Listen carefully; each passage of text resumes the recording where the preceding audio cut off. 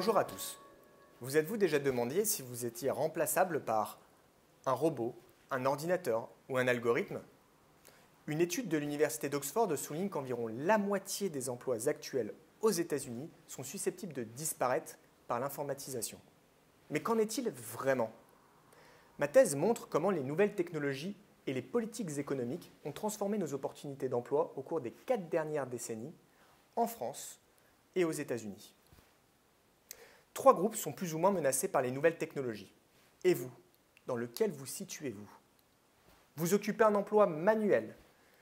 Vous effectuez alors des tâches qui requièrent un certain niveau de dextérité physique et des interactions sociales.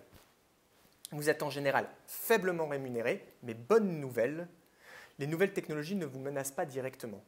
Par contre, vous produisez des services qui sont facilement substituables par de la production domestique.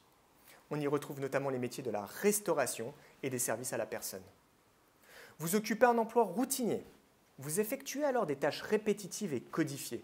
Vous êtes en général moyennement rémunéré et les nouvelles technologies ont fortement dégradé vos opportunités professionnelles. On y retrouve notamment les employés de bureau ou encore des ouvriers d'usine. Vous occupez un emploi cognitif. Votre métier consiste à résoudre des problèmes plus complexes et requiert un certain niveau d'abstraction. Vous êtes en général hautement rémunéré et les nouvelles technologies ont fortement augmenté vos opportunités professionnelles. On y retrouve des ingénieurs, des médecins ou encore des économistes et des assureurs. Cette transformation des opportunités induite par le progrès technique, c'est la polarisation de l'emploi. Et en France, nos politiques de taxation ont fortement interagi avec cette réallocation du travail. La forte taxation des années 80 au milieu des années 90 a détérioré les opportunités d'emploi des moins qualifiés.